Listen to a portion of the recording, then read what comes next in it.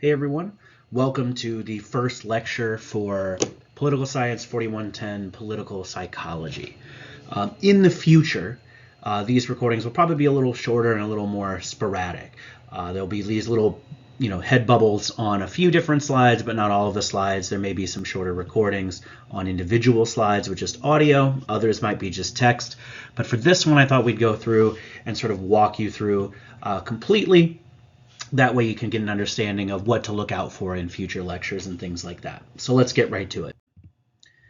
So the reason we're doing this sort of introductory lecture before we really talk about political science at all is to help you begin to understand the basics of the scientific process so that later when I tell you things like it turns out if you just do early voting, less people vote, or I tell you things like, oh, I don't know, women who played sports in high school are more likely to run for office than those who didn't, or people aren't really as polarized as maybe we think. They really just hate politics altogether, as opposed to just hating the other party. You can kind of understand some of the background as to how we're getting there, how we know those things for certain, and not just because they sound right or they sound good or something like that.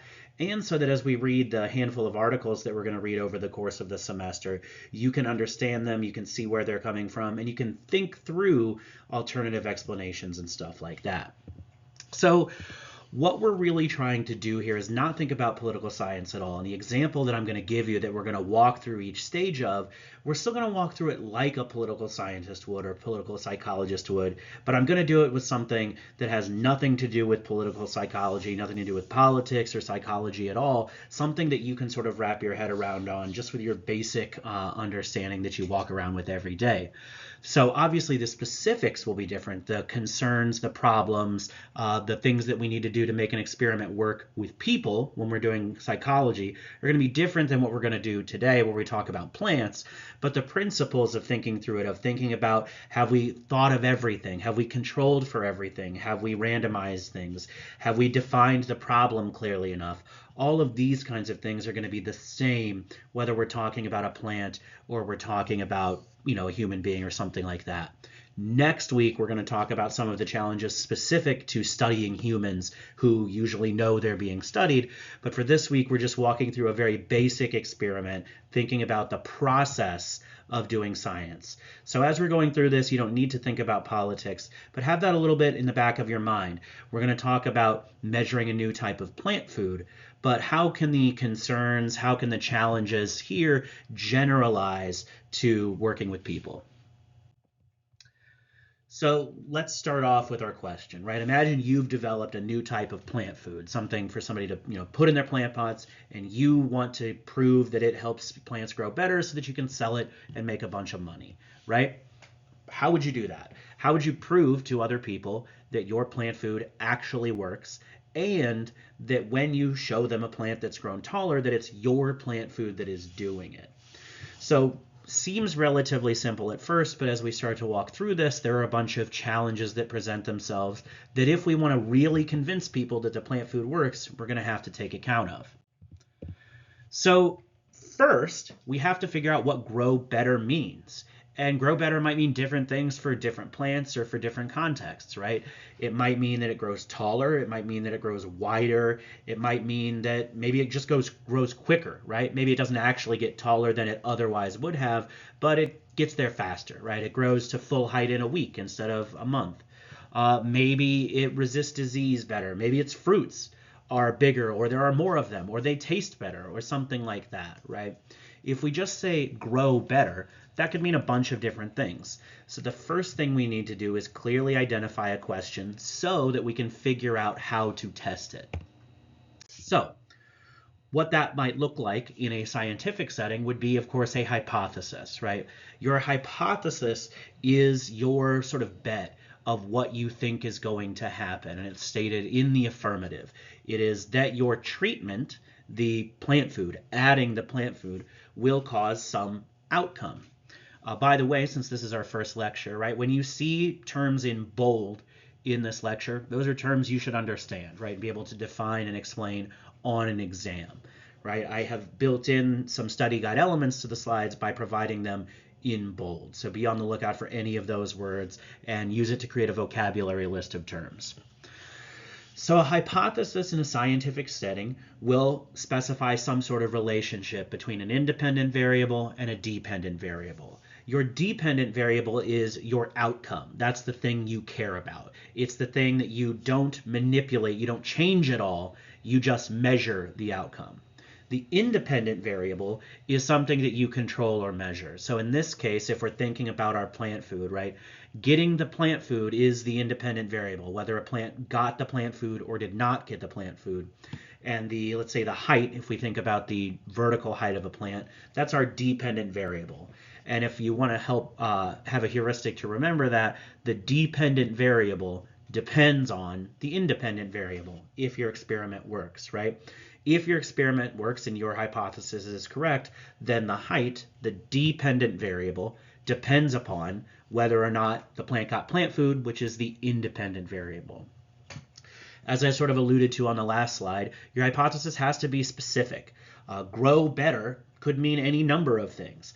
And potentially, right, especially if we start to think about something a little more complicated than plants, it could be multiple different things or contradictory different things, right? Maybe a plant can only grow taller or wider, not both, right? So when you're defining a hypothesis, it's important to be very specific about what you expect to happen. I do this thing, and it will have this outcome. Some measure that I care about will go up or will go down. Another important thing about a hypothesis is that it has to be falsifiable. It has to be something that is provable, true or not true. In fact, everything with science does. There are some questions that are really important questions that we would really like to know the answers to that are unfalsifiable, right? So whether plant food makes a plant grow taller or, not as tall or has no effect is something we can test. We can prove false. Whether, God exists or people have a soul or what the meaning of life is, important questions, not questions science can answer because they cannot be falsified. Science, in the way it's set up, is kind of set up to disprove the hypothesis. What you're trying to do in some sense is say, I have an idea. I have this thing that I think is going to happen, that my plant food works. And then you're going to try and set it up to fail in some ways. You're going to try to make it so that the only possible explanation for what happened is that your plant food worked, which means that you have to rule out every way in which it might not work. Right? So falsifiability is important. The hypothesis, the question, must be something that can be proven true or, more importantly, false, not something that is unknowable from a scientific perspective. We're going to compare the hypothesis, or what we would sometimes call the alternative hypothesis, to what we call the null hypothesis.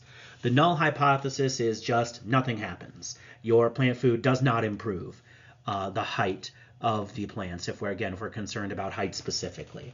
This is the default. We only want to reject the null hypothesis. We only want to say my plant food definitely did something if it definitely did something.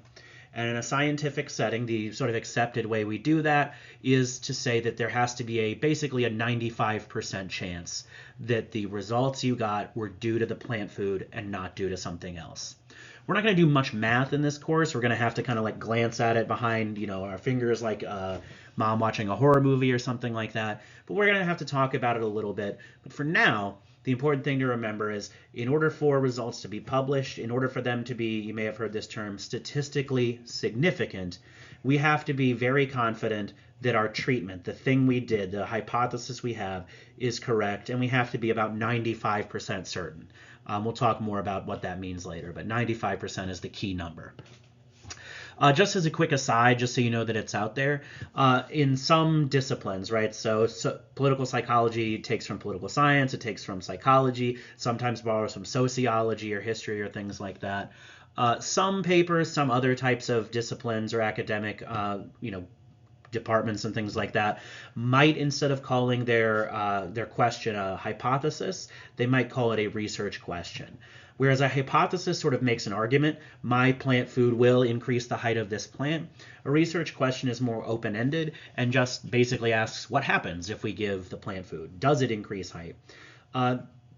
For a lot of reasons that we're not going to get into in this undergraduate level course, research questions are disfavored. We don't really like them. We prefer a hypothesis that makes a statement that can be tested and is not open-ended. Because we care a lot about being very certain that the effects that we're seeing are real, we don't want them to be open-ended. We want to predict them in advance based on strong theories of why they should work and then put them through a very rigorous test. If you just have an open-ended question as a researcher, it's much easier to kind of just throw up your hands and say, hey, something happened and that's all I wanted. In order to get a publishable study that we think is very strong and resilient and actually discovers something about the way people think and act and behave about politics, it's really more helpful to have a statement in the form of a hypothesis. This, law that we're going to pass will cause more people to vote. Telling people, having people talk to members of the other party will reduce polarization, something like that. So now let's think about our outcomes, right? So we had this question of what does it mean to grow better? And we ultimately were going to settle on better means taller, right? And better might mean different things for different plants, right? Maybe if we're talking about a tree, vertical height is the most important. But we might also care about how strong the tree's bark is, right? Can it survive a lightning strike? Maybe if we were comparing that to, like, I don't know, a watermelon vine, we don't really care if it grows taller because it's a vine. We care that it makes a bunch of big watermelons, right? Better is an idea, right? Better is an idea that's very abstract that can mean a bunch of different things. Better in this context is the variable, right? Or the theory. It's the big conceptual thing that kind of just exists as an idea in your head of what better means. But in order to do science, we need to be very specific and very narrow, right? It's relatively easy to study plants in the sense that, like, plants are much more simple than human beings who know that they're being studied. When you're studying even a plant, it's important to be really, really specific about what you're measuring and why. And that problem only gets bigger when you're talking about humans who are much more complex and maybe know that you're studying them and might react differently. More on that next week. So the variable is the big concept, the big thing in your mind. The operationalization is the small, specific thing that we can actually test. So in this example, grow better is a variable. The way we make that variable real and specific and tangible is to say grow taller, and that's an operationalization.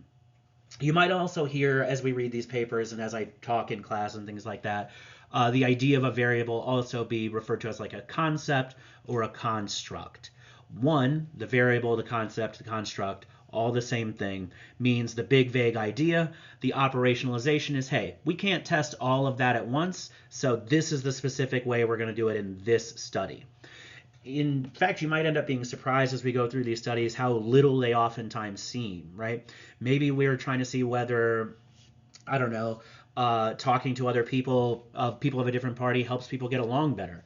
Well, get along better is a big, big, big idea. So we narrow it down to, well, when they have a conversation in a room, they're less mean, right? They say fewer negative words or something like that. So we take this really big idea and we narrow it down to something as specific as in a 5-minute conversation, they used less negative words. That's a really, really small bite of a really big idea of get along better. But the idea is we take a bunch of those small bites, we combine them over time, we paint a fuller picture so that we have an idea that, yeah, we see it in a little version in this experiment. We hope that then it applies to the big version in the real world. We won't get into all of the nitty-gritty of how we do that in science in this class, but that's the concept that we're trying to get at. So operationalization, take the big thing, the big concept, narrow it down to one discrete thing you can measure, and go with that for now. Okay, so we're interested in whether the plant grows taller. That's our hypothesis, and we should be specific, right? So maybe 1 tablespoon of this new plant food per day will increase the total height by a certain amount, right? We might not necessarily have to specify the amount, but it's helpful. We have an idea of what it's going to do. We know what our treatment is. It's a specific amount of plant food delivered, a certain amount of times, and we have an outcome that we care about. That's the dependent variable. So the height, if we're going to do science, it should be centimeters. The height of the plant in centimeters will increase by an average of 10 centimeters. That's your dependent variable. If we were thinking about political science, what this might look like in political psychology, a dependent variable might be any number of things, right? It might be who a person chooses to vote for. It might be whether they vote at all, right? We care a lot about turnout. We care a lot about democracy and getting people out to vote. So we might try to do things that encourage them to vote. Maybe some work, maybe they don't. But who they vote for and whether they vote are two things political psychologists would be interested in. So would be support for like a policy, right? Some law that might get passed, or a Supreme Court ruling, right? If we tell it to people a certain way, if we give them more information or less information, or we run a certain type of ad, do their opinions of politicians or this policy or a law or something like that, do they get more positive or less positive? We might care about how people interact with each other and think about each other, right? How do Republicans think about Democrats and vice versa? Sometimes we care about people's emotions, right? Does seeing, maybe some upsetting piece of political news like a shooting or something like that, does that make people angry or does it make them sad? And if it makes them angry or sad, what's that next step, right? We'll talk about this a little over the course of the semester, but it turns out emotions can be a powerful motivator. If you can make people mad, they might be more likely to go out and do something, right? To protest or to write their congressman or to go out and vote or something else. You might also see a bunch of other stuff being involved either as dependent variables or independent variables. Sometimes researchers will use brain scans, or they'll have people do a little experiment on a computer and track where their eyes look on the screen. You might see studies where people are hooked up with little electrodes on their hands or their skin or across their fingers to measure their heart rate or their what's called skin conductance. As you get sort of more stressed out, your skin conducts electricity differently. All of these kinds of things that we would do in psychology to understand how people think and how their brains work are fair game in political psychology as well. We're just asking some political question as part of that. So we've decided what we care about is knowing whether our plant food makes your plant grow taller, but taller implies a question, right? Taller than what? Well, probably if you give a tomato plant this plant food, even if it works, it's probably not going to grow taller than like an oak tree or something like that. And it might not even grow taller than other tomato plants, right? Just like people, there are probably a bunch of things that go into making a plant taller or shorter, right? And some of it we probably can't do anything about. Some of it's probably genetic. And even though we're all the same species, right, we grow to different heights based on tons of different things, some that we can't even control. Same thing, presumably, with plants. So if you give your plant food and compare it to another plant without plant food, that might not actually tell you that much, right? Really, what we care about is if this particular plant grows taller than it otherwise would have, right? Maybe you give your plant food to your tomato plant and it grows only 6 inches tall, but maybe its genes were just limited, right? Maybe without the plant food, it would have only grown 3 inches. Pretty small for a tomato plant, but your treatment, your plant food, still had an effect.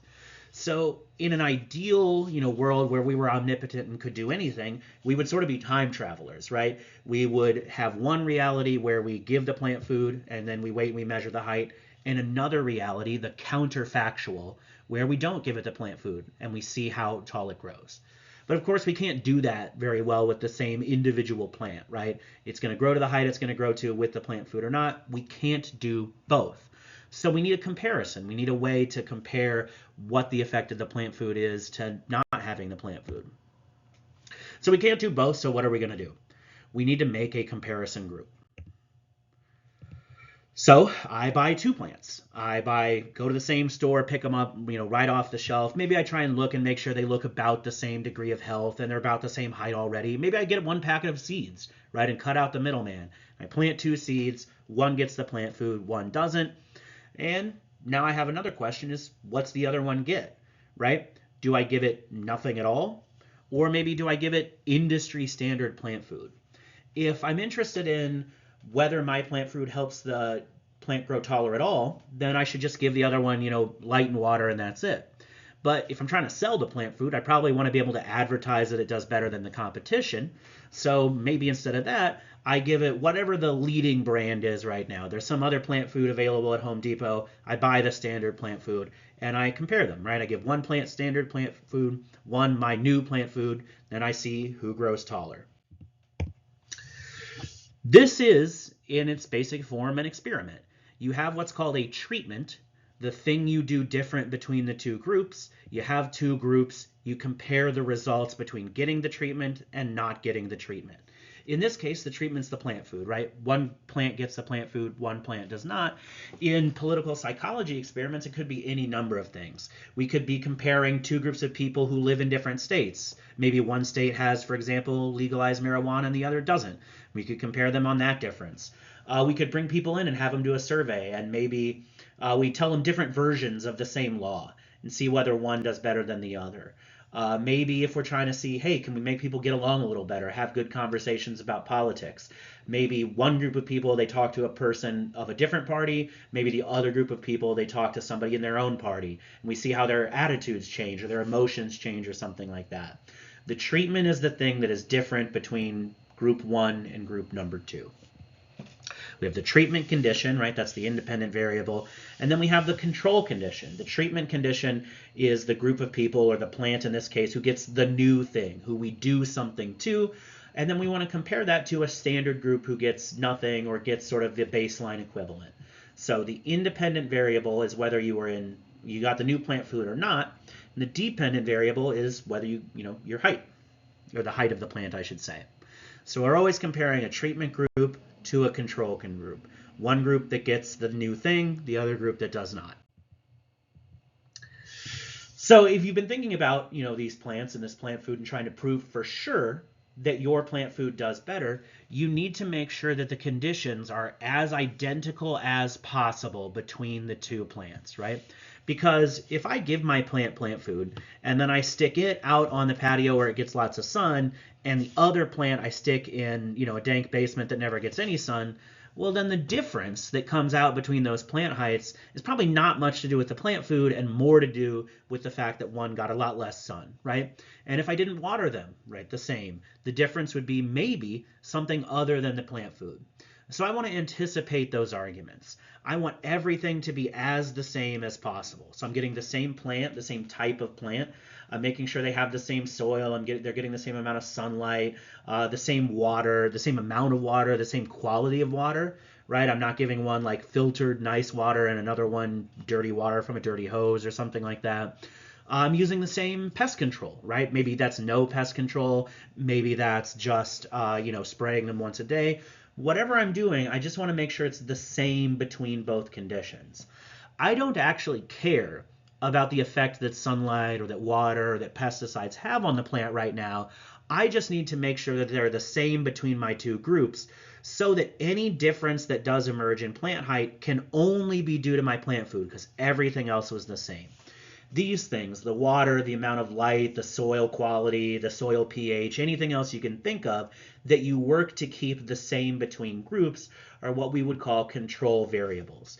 We're not changing them. We're not manipulating them. We're not even really measuring them that much. We don't really care about them as part of our theory of whether our plant food works. What we care about is just that we know what they are and we know they're the same between both plants. We are controlling for them. When you hear, researchers or scientists say we can control for this or that or the other, that means that either they are keeping them exactly the same between both conditions, or that they are measuring them so that mathematically they can sort of cancel them out later, which is a little beyond the scope of this class. So if we don't do these things, right, we might not be able to say for sure that the difference in these plant heights is due solely to the plant food, right? There is a confound. There's a problem with the study. It might not be the plant food. If we don't keep it the same, it might be the light or the water or anything else, and we want to eliminate that because we want to be very certain that the plant food is the difference. Important things that we control in political psychology because we think they might make a difference would be things like the age of the person we're measuring, or the income or their political affiliation, right? Are they a Republican or a Democrat? Are they a very involved person in politics or not? Gender, race, things like this, your demographic variables. These are things that we often control for by measuring, or in some cases by manipulating, by changing, by keeping mathematically controlled. But they're all things we care about because we think they might affect people differently, right? Maybe I show an ad to a person trying to see if it affects their support for some policy. Well, probably that ad is going to affect Republicans differently than Democrats, so we need to control for partisanship by measuring it. So, controls, right? we've got all of these other explanations that water maybe has a role, that sunlight has a role. We want to keep these things the same. We're going to put them in a greenhouse. We're going to have grow lights, and we're going to black out the sun so it's only this exact amount of light that we say, right? They get 8 hours of lights when the grow lights are on and no light when they're off, or something like that. We measure out how much water we give them every day, and we put it in a special drip, feeder that gives it to them a certain amount of time each day. All of this kind of stuff, right? We put them in a very controlled environment. Now, the more controlled we make that environment, the narrower our outcome gets. So if we put them in a greenhouse where they can't access sunlight, they only have the grow lights, they get a very precise amount of water, and so on and so forth, right? We really ratchet down everything and make it very controlled. There is a trade-off. We're losing something, because now we can maybe say really definitively, hey, the plant food definitely worked, but we can only say it really worked in this specific scenario. We don't know how it would work if they were planted outside, if they were exposed to changes in temperature, if they got more light or less light. We can't know how it works in different climates, right? Maybe it works in the greenhouse, but not in like a desert. Maybe it works in a place where the temperature doesn't get below freezing, and so on and so forth, right? We're going to see more of this in a minute, but this illustrates sort of the trade-off between what we call laboratory experiments and field experiments. If you do something in a very controlled environment, like the greenhouse in this example, it helps you be really certain that you've thought of everything, that there's no other difference than the thing you care about, than your plant food. But the trade-off of that, of having that high degree of control and certainty, is that it becomes a little less generalizable. Right? The goal of our study here is not to just say this plant food works better for plants kept in 75-degree weather with exactly 8 hours of sunlight and 10 milliliters of water per day. We want to be able to say, hey, customer, you might be planting your plant in the shade or in the sun. You might be in a hot climate or a dry climate or a wet climate or a cold climate. This plant food is going to work for you. So there's that trade-off, right? Lab experiments, very tightly controlled. We have a lot of certainty, but not so generalizable to all situations, right?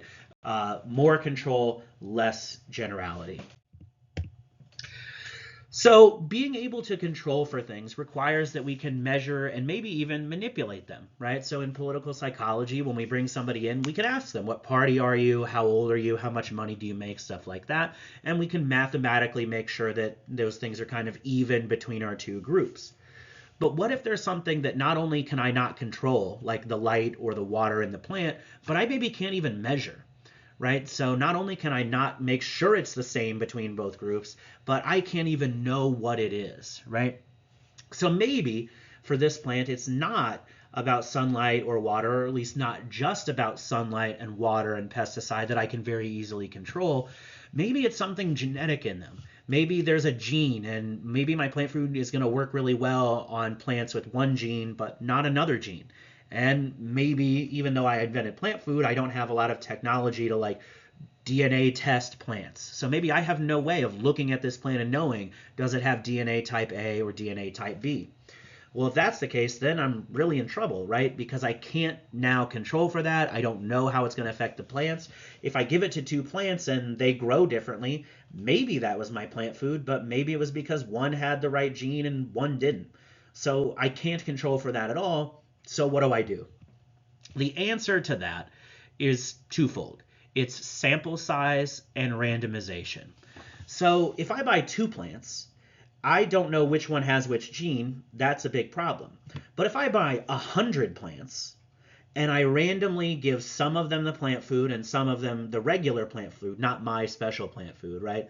If I split them in half randomly, then I have a pretty good idea that, hey, maybe this group has 45 with the one gene and this group has 55 with the other gene, or something like that. They're probably not exactly even, but if I do it randomly and if I get a big enough number of these plants, it's really unlikely that just by accident I would have given all of gene A plant food and all of gene B no plant food, right? When we have a large enough sample, these issues of control, especially for things we can't measure, become less important, because I'm able to say, hey, yeah, I don't know what gene they have, but I gave it to a million of these and a million of these, and there's no way that I just accidentally happened to sort them all evenly by gene, right? I did it randomly. Same thing with people. right? When you bring people into the experiment, you want to be certain when you're giving them a survey or when you're trying to see some difference between the two groups that you're not accidentally testing them on some other criteria that you don't know about. So more people, more plants, and then randomly splitting them up who gets what treatment will drastically eliminate those concerns. So we talked about all these things we can't control. We're just going to kind of move through this very quickly. You can come back and pause and review if you need to. But the point is, big numbers randomly assigned. You get the treatment, you get the control. You get the treatment, you get the control, right? Imagine this is not plant food, but medicine. Well, maybe some new chemotherapy works really well for some patients who have, I don't know, AB positive blood and really bad on type O blood. Now, we can test blood types, so we can handle that by just measuring their blood type and finding out. But even if I couldn't measure blood types, if I just randomly assign people, as everybody comes in the door, I flip a coin, you get the new chemo, you get the old chemo, it's really, really statistically unlikely as I get 50, 100 more people in there that I have biased that sample in any way. Once you have it, fully and completely randomized, most likely those groups are going to be on average pretty identical. Any differences in terms of maybe group 1 has more AB positive, group 2 has more O negative is unlikely to be a big deal. It might be 1 or 2 people out of 50 to 100 or 200 or something like that. So we give plants everything that we can, the same water, soil, light, etc. We see the one plant with plant food grows taller. Are we done? Right? We're good. Treatment worked, right? I know I went through a slide a little quickly just a minute ago. You can pause and go back. Same points about control and randomization. So gave the plant food. My plant with the new plant food grew taller. Cool, great. Done? Maybe, right? We have a bunch of other things we don't know about. We've already sort of talked about this, right? Different climates, different types of plants. Maybe it helps tomatoes but not potatoes. Maybe it helps certain types of tomatoes. Maybe it only helps tomatoes if they're grown in soil that's pH level 5. And maybe if you go up to pH level 6, now suddenly the plant food doesn't work, right? We have a very specific result for a very specific context. Our study is limited. We need to try it out in a bunch of different ways. When you're reading these studies, they will often close with some of their limitations, saying, hey, we learned this thing, but here are the other questions that we still have. Here are the other ways we think this might work or might change. It might depend on something. And even if they don't think of limitations, one of the ways researchers publish papers is thinking of them themselves, right? As we're reading through these papers where they're going to show you these effects of, hey, we showed people the American flag when they were voting and it made them vote for Republicans more than Democrats or something like that, you should be thinking, just like we did with this plant food example, of, hey, what other explanation might there be? Or is there a way in which that might backfire or might not work, right? And we have that with the plant food, right? It might not work in all of these contexts. It might depend on other things. That's how science builds on each other, right? All these papers build on each other. So always, always, always being looking for alternative explanations, things that might explain the result that the researchers have not either controlled or randomized for, or maybe haven't controlled for well enough. Maybe you think that, hey, you actually didn't do that the right way. That's a totally valid criticism, right? It's easy to think of those things with plants, right? If I don't give them the same water, if their soil acidity is off, if the light's the wrong frequency. But think about how people behave when we're going through these studies and thinking about politics. What have the researchers not thought of? How does the conclusion that they give you compare to your own life? Does it sound intuitive or not? If you were doing this at the graduate level, right, if you go on to get a master's or especially a doctorate in political science or psychology, you have to know a bunch of papers in scientific literature to think of, hey, wait a minute, that other paper said this thing happens and that kind of contradicts. We'll do a little bit of that in this class, but you can still use your sort of own day-to-day experience to say, hey, wait a minute, something doesn't sound quite right, and you should be doing that. So methods, right, if we can start to think now outside of plants and think about political science. So we're going to use that same process, the same experiment of this group of people does one thing, this group of people does a different thing. Let's compare them and see what happens. But we obviously don't care about plants and how tall they grow and things like that. But we are going to care about a bunch of different other more complicated and in some ways more serious things, right? Like what makes a jury more or less likely to vote that someone is guilty? If we show you a negative campaign ad about your candidate, does that mean you're not going to vote anymore? Are negative campaign ads, anti-democratic? Do they make people stay home? Do people ever change their minds, right? This is a big one, is how people figure out what they believe in politics in the first place. The core idea of democracy is that people can, think about things logically, come to strong conclusions about what policy they prefer, and if they're presented with new evidence, then change their mind.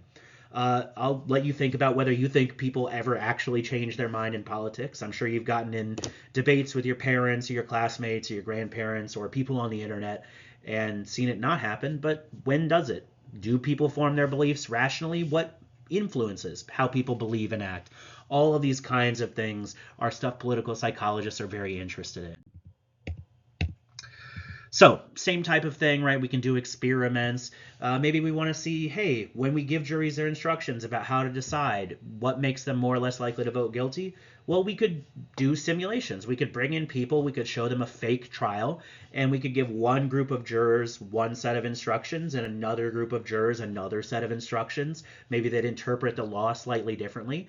And if we do that enough times with enough jurors and we see a difference, maybe jury B votes guilty 10% more, then it's probably pretty reasonable to say, hey, jury B, these instructions are what caused them to vote differently. So maybe we need to rewrite our jury instructions. But experiments are sometimes limited, right? Especially laboratory experiments are sometimes limited. So there are other things that we can do as well. So what we've talked about so far is a laboratory experiment. I'm going to speed through this a little bit because we've already kind of talked about it, right? Everything in a laboratory experiment is very heavily controlled and simulated. Our plants are in a greenhouse. They don't get natural light. They just get grow lights. They don't get natural water. They get the exact amount of water we need. In a political psychology context, that might look like, hey, we're going to bring people to a room at a university and they're going to sit in this room and they're going to fill out a survey, or they're going to watch a video while we monitor their heart rate or something like that. It's very, very heavily controlled, but it's not very realistic, right? And lots of experiments in political psychology and psychology generally are done with undergraduates, right? Are done with people who professors have handy and can give extra credit to for participating in a study or something like that. Well, that's great for knowing how maybe that video affects college undergraduates at a specific university, but maybe it works differently with people who are younger, or people who didn't go to college, or people who are much older, right? Or people who have several college degrees. So the laboratory experiment allows us to make very strong conclusions about that specific setup and that specific group of people, but it's hard to generalize it, right? If I'm a political psychologist studying the effect of watching some video, I don't want to be able to say, hey, Georgia State University students became much more supportive of, State Bill 527 after viewing this video. I want to be able to say that, hey, Americans will become much more favorable towards this policy. So the trade-off I'm making is I'm trying to get a microcosm, very controlled, very specific, but I lose out on those real world outcomes and the sort of chaos and variability of the real world. So we might do something different. We might do what's called a field experiment. Maybe instead of doing these fake juries where I bring people onto a college campus and I put them in a room and I show them a video of different jury instructions in the same trial, maybe I do it in the real world. Maybe I go out to Fulton County Court and say, hey, Fulton County Court, you've got, let's say, 8 different divisions. All these divisions, they handle the same types of cases. They follow the same rules. Let's do an experiment. Let's have half of the judges use the new jury instructions and half of the judges use the old jury instructions that tell a jury, how they're supposed to think about the evidence and things like that. Well, then maybe if we do that long enough, I can say, hey, juries in these 4 courts voted guilty more than juries in these 4 courts. It must be because of the instructions. That's great. That's much more generalizable. Now it's real, right? It's out in the real world. We know that it's real jurors doing real cases. It's not a simulation. It's not as tightly controlled. Awesome. But then the trade-off becomes, now I have a lot less control, right? Now there are maybe different things that I don't know about. Maybe some of the jurors came in and they had some preconceived biases. Maybe one juror was really hungry, right, and didn't react well. to the jury instructions because they were hangry. Maybe the judges who I, gave the instructions to and said, judge, use these, maybe they deviated from them a little bit. Maybe they clarified them, or maybe they emphasized a word slightly differently, right? I lose control in a field experiment. I can't keep everything as tightly bottled down. So it's a little less certain to be able to say, hey, the treatment is definitely the thing that caused the outcome. But the trade-off I get from that is whatever I do find out is probably a lot more realistic and generalizes. I can make bigger conclusions because I know it's more realistic. A couple of other things that you should just know about. So sometimes you'll hear professors use the phrase a natural experiment. Sometimes those differences, right? All an experiment is I'm going to take one single change and change group A to group B and compare those two groups, right? Based on one difference. Sometimes that happens in the real world. Sometimes just through accident or happenstance, you end up with two groups of people who are very, very similar, but one thing about them is different. So, for example, if we think back in history with the Cold War, the erection of the Berlin Wall is kind of a natural experiment, right? You had one city of people, they were all interacting, they kind of had the same culture, they probably had roughly similar income levels, they spoke the same language, and suddenly we're going to draw a line between them and separate them into two different countries, right, with different laws.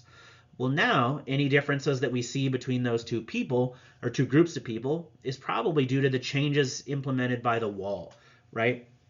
Similarly, maybe you have two states that are very, very similar and they're both considering legalizing sports betting on your phone, right? Sports gaming apps. And maybe one state does it and the other state does not, right? Well, now we've got a natural experiment. We've got two different states that are very similar but went different ways on one single decision. That's going to be very useful for a political psychologist because now we can compare these things without really having to do anything.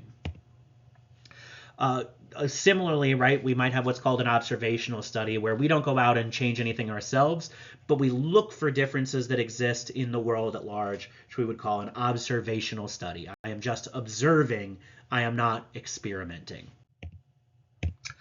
I don't think we're going to read any of these this year, but you might see them referred to, so I just want to mention these here.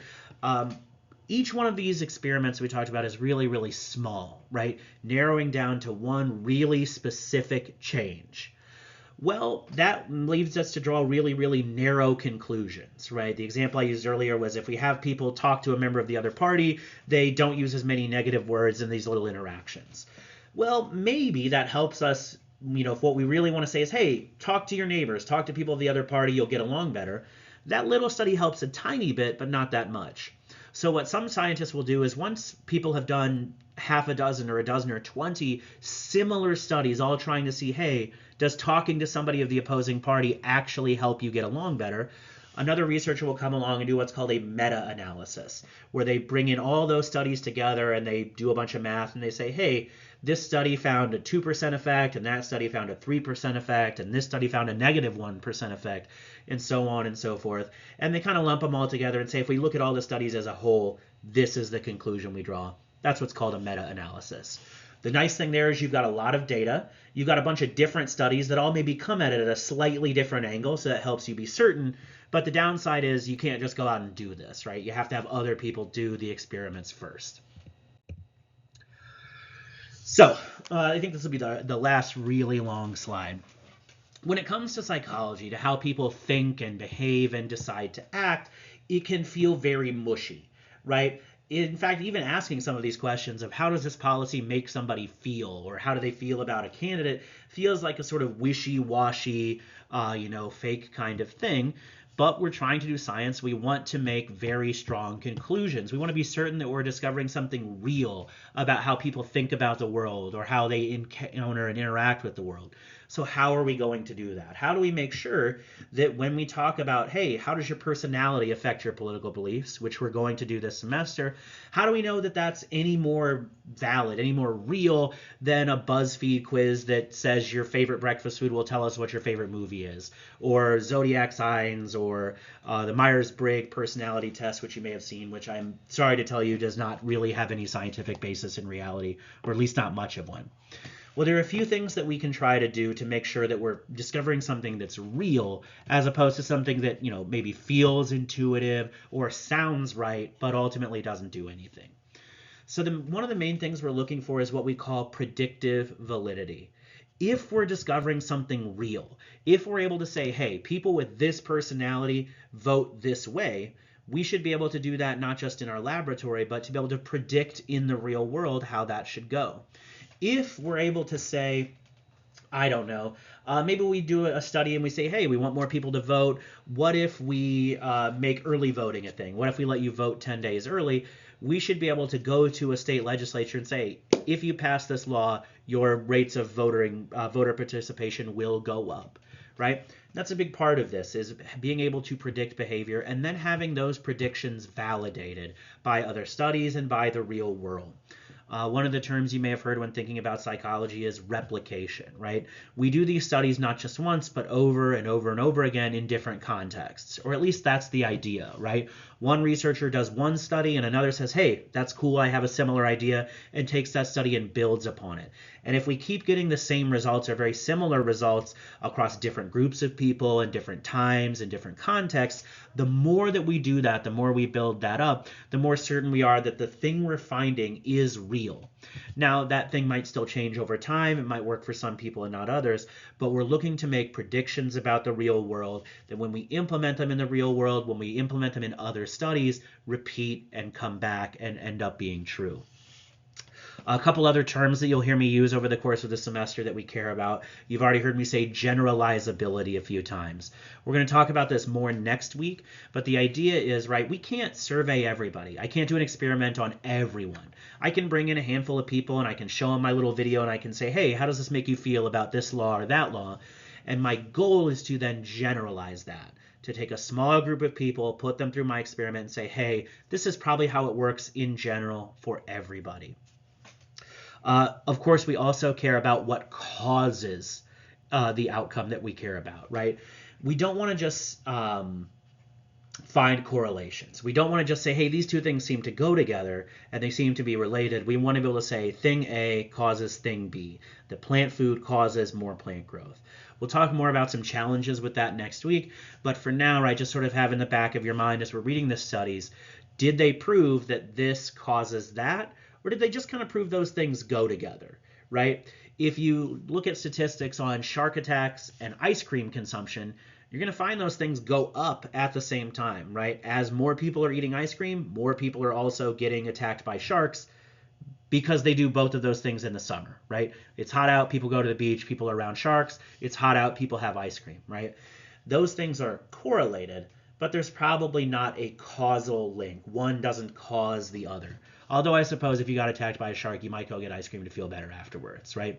Having a strong theory as to how things work, building upon the work of other people that have come before is really important. And finally, right, having other experts who've done this work look at it, review it, critique it, just like we're going to do in this class, is an important part of making sure that we know what's going on, that we're finding out true things. We talked about it in our introductory class. We're going to talk about it going forward.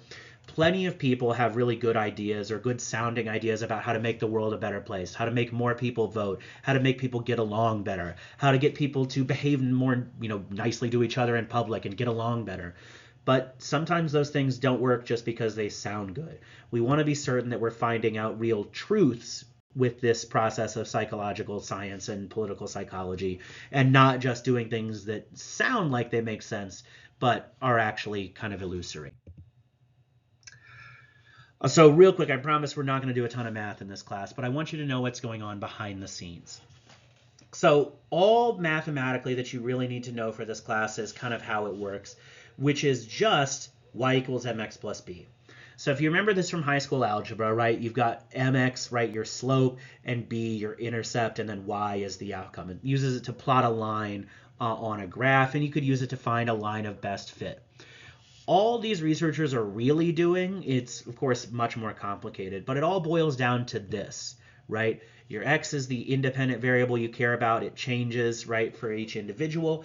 You're just taking a bunch of different data points on a bunch of different people, plotting them on a graph, and then drawing a line of best fit through it and saying this line, right, explains the difference between these people. Now, in our scenario, in our studies, we don't just have one variable. We just don't have that mx plus b. We have mx and ax and cx and dx and so on. We're measuring a bunch of different variables. So this is a two-dimensional graph. You have to imagine it coming out in 3 dimensions, and then we can't even do this, 4 dimensions, 5 dimensions. But the underlying principle is all the same. We're going to collect a bunch of information about a bunch of different people. We're going to put those dots on a graph. We're going to see where the line goes through.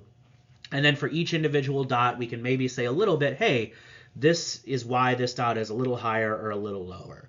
Again, that's for a graduate methods class or a statistics class at this level. We're not going to talk about it much, but I want you to understand mathematically a little of what's happening so you know where these studies are coming from, and then it's not just sort of made up voodoo and things like that.